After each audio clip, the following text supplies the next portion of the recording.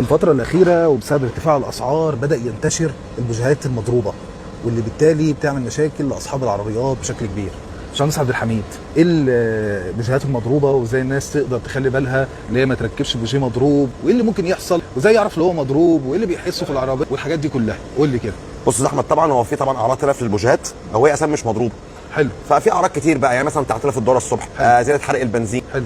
ترتيله في العربيه تبقى شغاله 3 سلندر. ماشي. واعظمهم واخرهم العربيه ممكن تبطل ما تدورش. ماشي. يعني تيجي تدور عليها ما تدورش. ازاي نفرق الموضوع؟ شويه بيبقى صعب على العملاء، بس احنا برضه نحاول نوضح على قد ما نقدر. اشرح لنا عملي بقى. تمام. هديك مثلا مثال، دي بوجيهات المفروض ان هي ان جي كي. تمام. طيب البوجيه ده مضروب ولا مش مضروب؟ لا، ما حدش هيعرف. قول لنا انت بقى ايه مضروب. بص ازاي بقى كده، عرفت منين؟ البوجيه ده ما كملش تقريبا حوالي 3000 كيلو في العربيه، الشعله ساحت نهائيا. اشرح لهم يعني ايه الشعله ساحت. شعله الحريق دي اللي مسؤوله عن غرفه الحريق اللي بتاخد البنزين مع الجزء الهواء الابيض الشعله. ده، الجزء الابيض اللي فوق الابيض المفروض فيه سنه، هوريك واحد زيه موجوده فيه. حلو قوي. تمام. تمام.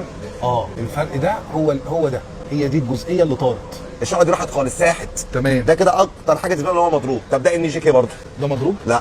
طب ما هو متفحم كده ليه؟ ده متفحم بسبب الاستخدام. انا بس اقول لك اعرفك الفرق. طب انت ابسط حاجه كعميل هتدور عليه، ابسط حاجه بس ماركه الصنع. حلو. بص هنا مكتوب جابان ومفحوره ازاي؟ مفحوره في البوجيه ذات نفسه. تمام. مش كتابه كده وخلاص. لا، ده كده ابسط الامور. تمام. لو نيجي بقى نبص هنا، ده مكتوب عليه ميد ان كوريا. حلو. هو على فكره في خط انتاج ان جي في كوريا. حلو. وده بقى اللي الناس بدات تلعب عليه دلوقتي. حلو. اللي هم بيستوردوا البوجيهات دي عن طريق سكك احنا ما نعرفهاش، ويطرحوها في السوق اللي هي ان جي كي، وتحصل بقى المصايب بسببها. ومكتوب عليها ان جي كي.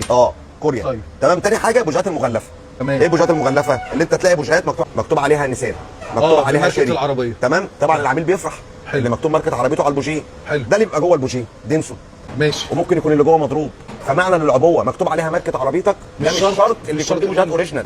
عشان بس ده قولا قاطعا. في الاغلب مش اوريجينال. الاغلب دي كلها بتطبع وبتتغلف والدنيا ماشيه بيس، والعميل يعني بيشتري فوق ال 1200 وال 1300 وبقلب حلو قوي. ركبت بوجيه وطلع مضروب، ايه اللي هيحصل لي في عربيتي؟ بدايه كده احس ايه في العربيه، ايه الاعراض، وفي نفس الوقت ايه اللي هيحصل لي في عربيتي، ايه المشاكل اللي هتنتج عنها يعني؟ لا، المشاكل ممكن تكون مشاكل كبيره وكتيره. تمام. بس انا هقول لك مثلا اكتر مشكله ممكن تحصل، ودي مصيبه كبيره. تمام.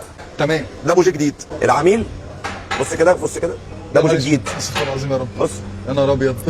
بص. طيب ده في ساعتها زيرو. تمام. العميل جابه بيشبطه بس كده عند فني، ما قرص حتى عليه. تمام. راح طلع بالمنظر ده. تمام. ده بقى لو ثابت جوه وش السلندر هيبقى الحل. المكنه كلها هتحل بسبب ده. حلو قوي. ده كده اعظم الامور. طيب تاني حاجه، لو حته المعدن دي في البوجيهات المضروبه بتسيح. تمام. دي بقى لو اتكسرت وقعت على ظهر البستم. تمام. البستم اتضغط كده، العربيه خلاص عمرت موتور. هتعمل عمر كلها بسبب حته المعدن الصغننه دي. لو بوجيه مضروب وسحت على ظهر البستم او وقعت على ظهر البستم. طيب. تمام. الاسباب بقى الطبيعيه والعاديه اللي كلنا ممكن نواجهها. الاعراض، تعطيل في الدوره الصبح، حاجه ادور العربيه مش عايزه تدور بسرعه.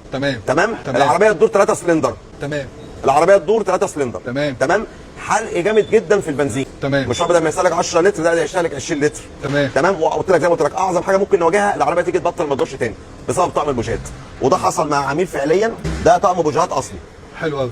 ده العميل ماشي عليه تقريبا فوق ال 80 90 الف كيلو، حاجه زي كده يعني. حلو. الراجل ده عطل بعربيته، نزل جاب حاجه من السوبر ماركت، الضوء مش عايزه تدور. حلو. جاب فني كهربائي، جاب فني ميكانيكي، جاب مش عايزه تدور. قلب ترمبه بنزين غيره، مباين غير حاجات كتير جدا وبفلوس كتير. المفروض اللي هو في الحاله ديت اول حاجه يكشف عليها البوجيهات. ده ابسط الامور. تمام. بس كده. ربنا يستر على الجميع يا رب. ربنا يستر على الجميع. ربنا يستر. شكرا.